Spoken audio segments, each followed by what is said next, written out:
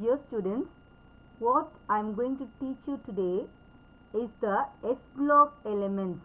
Already you have studied in the periodic classification. You have S block, P block, D block and F block elements. So about the S block elements you will be learning this year. All other blocks you will be learning next year. So if you take the S block element, the first group of the S block element is called as alkali metals and the second group is called as the alkaline earth metals. So now let us see about the alkali metals and some of its properties in this video.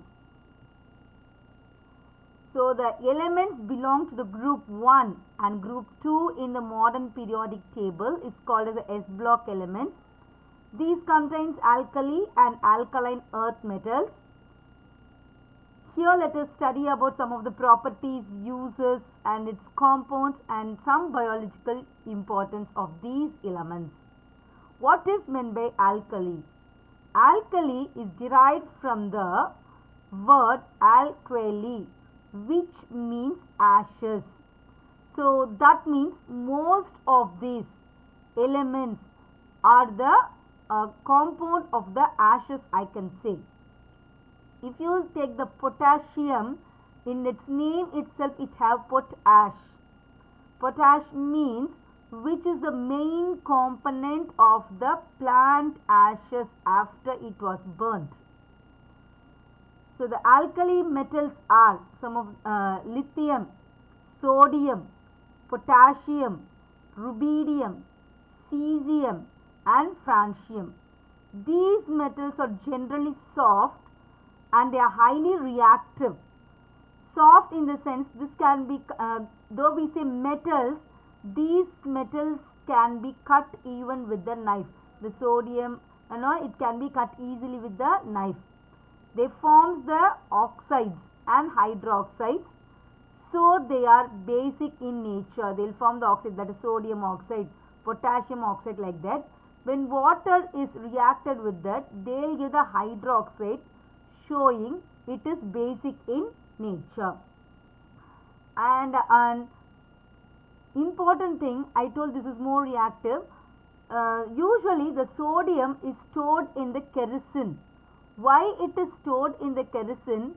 Because the sodium will react with the water vigorously. Just if you pour the little of water in the sodium, it will burns like anything.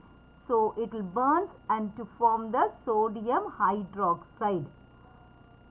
It is an exothermic reaction. It will be producing so much of heat. So these alkali metals are highly reactive and they are found in nature only as the compound. Example, if you take the sodium also, from the sea we take the sodium as a sodium chloride. So this rubidium and cesium, it is present only in a small quantity, and francium, it is a radioactive element, so it is not appreciably found in the nature. So its long-lived isotope have the half-life of only 21 minutes. When we see the general electronic configuration of these alkali metals, the outermost orbit contains one electron only. So we say it is NS1. If it is lithium, the outermost orbit it contains, that is its outermost orbit is second orbit. So second orbit it contains one s electron. That is only one s electron, that is 2 in the second orbit. In the s orbital, one electron will be present. When you take the sodium, in the third orbital, in the s electron, one s electron will be present. Potassium 4s1, rubidium 5s1, cesium 6s1, francium 7s1. And when we go for the oxidation state, its outermost orbit contains one electron. It is very evident when we see the electronic configuration also. So it is ready to lose that one electron and to attain the octet, such as the helium, configuration, neon configuration, argon configuration, rubidium goes to the krypton configuration, cesium will reach the xenon configuration, francium will reach the radon configuration. So, they are ready to lose the outermost one electron and to become a monovalent cation. That's why always we see the alkali metals in a cationic form, that is lithium plus, sodium plus, potassium plus, rubidium plus, cesium plus and francium plus, that is only one plus we will get at the superscript. And then when we go for the atomic and the ionic radii, we already studied about the atomic radii, ionic radii, ionization energy and electron affinity and electron negativity. These all called as the periodic trends in the periodic properties itself we have seen. So, when I take the atomic and the ionic radii, these elements have the largest atomic and the ionic radii in their period. But when you take the group, when you take the lithium to the francium, now the lithium's size is small. When you go down, the francium size will be bigger. Why this is happening so like that? When the number of shells increases, automatically the atomic and the ionic radii also increases. So, some of the physical properties were given. When you take the atomic radius, the atomic radius of lithium is 1.52, whereas for the cesium, if you see, it is a 2.65. And the ionic radii is also, for the lithium it is 0.76 and for the cesium 1.67. Actually, I am not telling for each and every element, just I am comparing the first one and the last one so that it will be easy for you. And when we go for the melting point, if you see the first lithium, it is 181 and after that it is going on reducing, and especially for the first one and the second one, you can see there is a tremendous change. For the boiling point also the same thing. And the first what is the first ionization energy? It is the energy required to remove the outermost electron from the orbit. So, when you see the first ionization energy, that is decreasing down the group. The reasons, when I go to the next slides, I will tell you that. And the electron negativity also, it is decreasing. The density is increasing. Then the standard potential is also increasing. Hydration enthalpy also increases. And following this, let us see the ionization enthalpy. What is? So, the alkali metal have the lowest ionization enthalpy compared to the other element. As we go down the group, this ionization enthalpy decreases.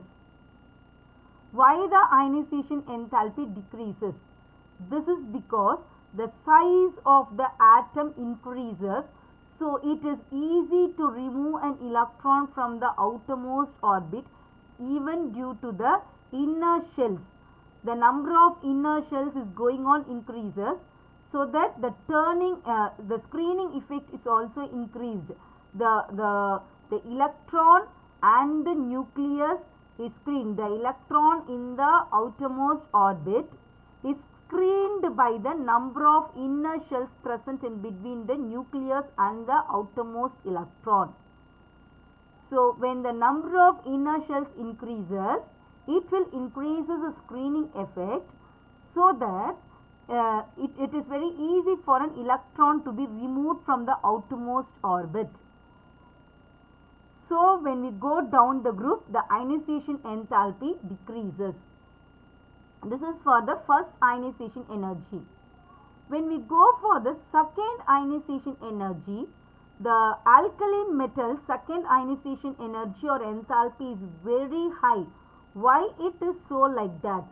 When you remove the first electron itself, it will attain the octet. It will attain the octet. Now, for removing the second electron, I have to remove that from an octet, which is highly impossible. So already it have attained the stable configuration. So it is difficult to remove an electron from that. I have given one example. If you take the sodium atomic number is 11. Its outermost orbit contain the first orbit contain 2 electron, the second orbit contain 8 electron, and the third orbit contain 1 electron. So when you give some energy, the last electron will be removed. Now it have attained the octet. The first orbit contain 2 electron and the second orbit contain 8 electron. Now it is difficult to remove an electron from this 8.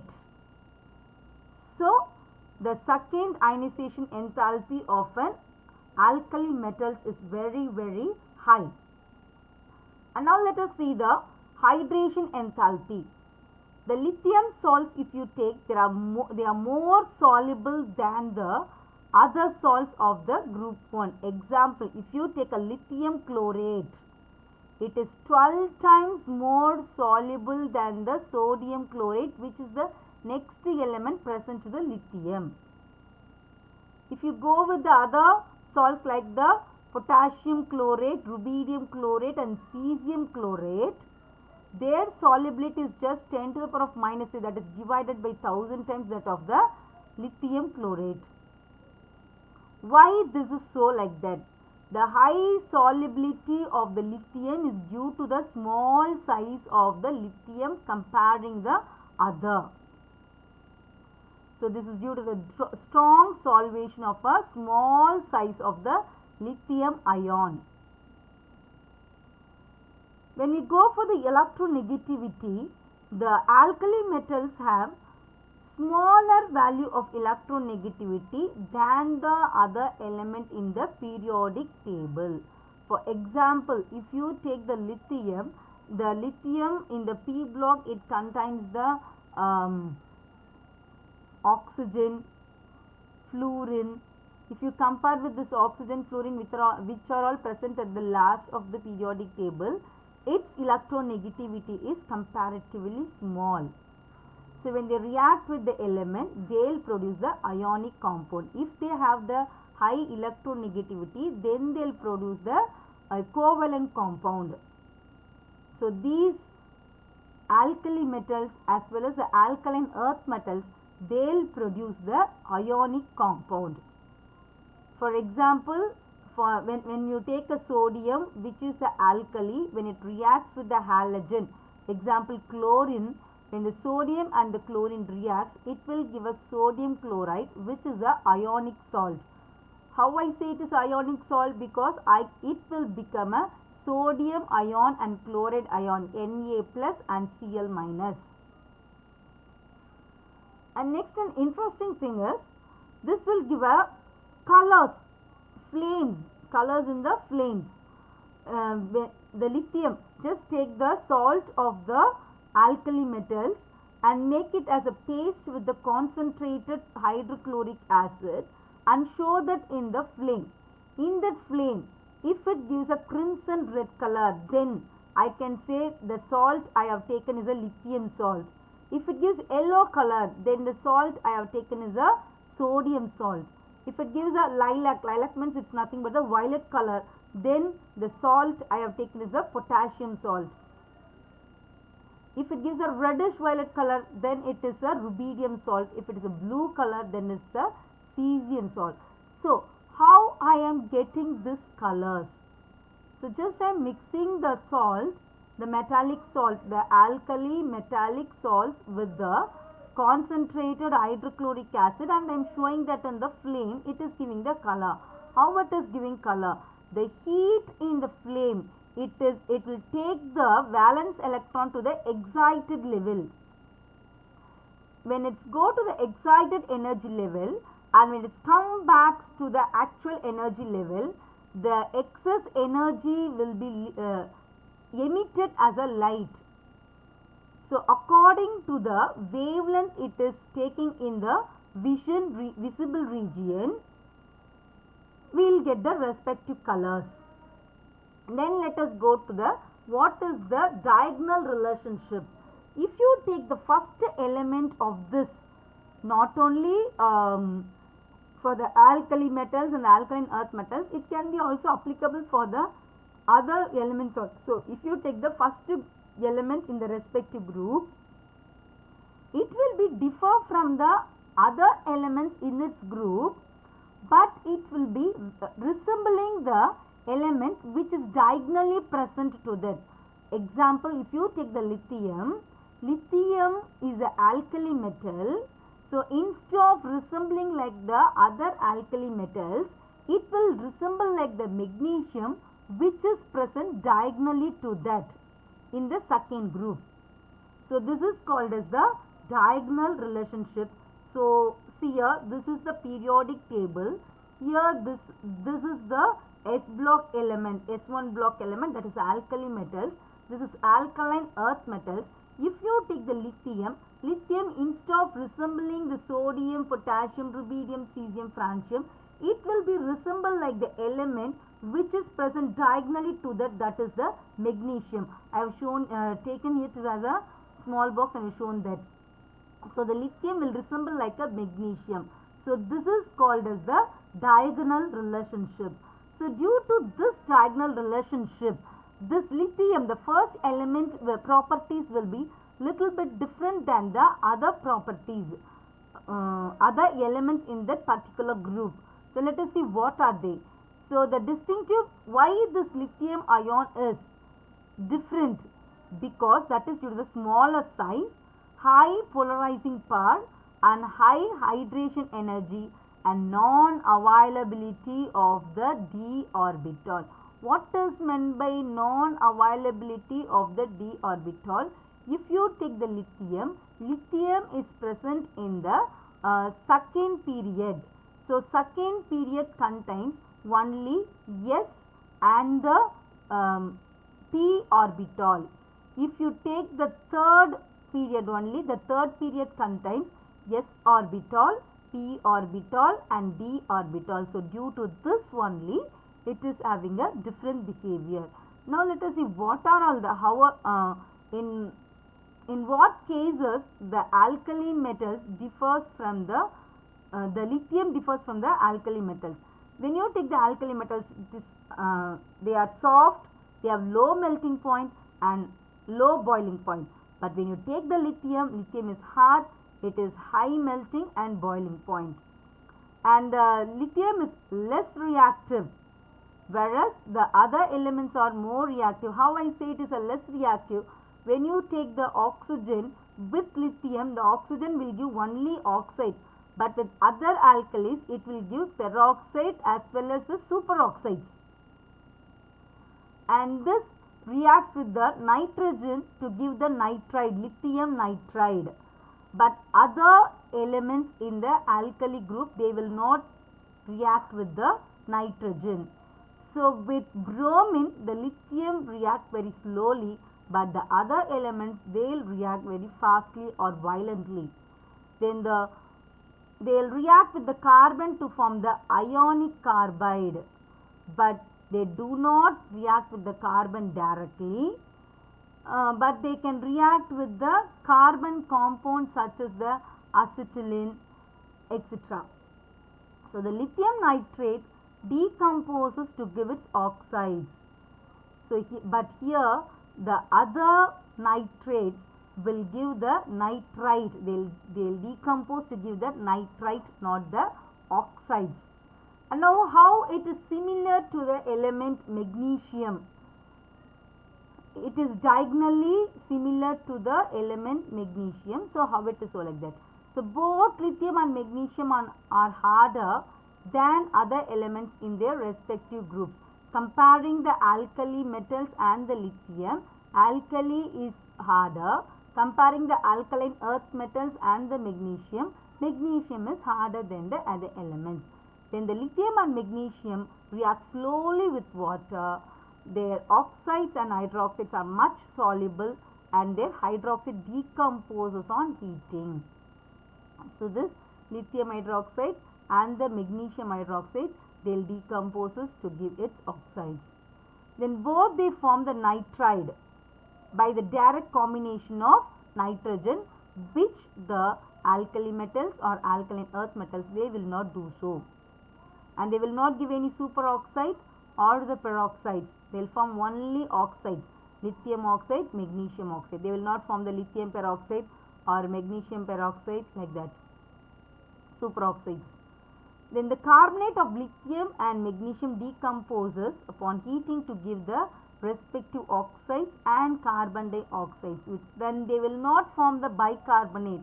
You can see sodium bicarbonate, potassium bicarbonate, but you will not see the lithium bicarbonate. Then both lithium chloride and magnesium chloride are soluble in ethanol and they are deliquescent. What is meant by deliquescent? The solid form, it will become in a liquid form. For example, if you keep it exposed to the air, the solid, it will become a liquid. So the crystallized form aqueous solution as hydrate, that is the lithium chloride with 2 water molecule, magnesium chloride with the 8 water molecule. So that we have completed some of the comparative properties of the alkali metals. So the others we can say in the next class.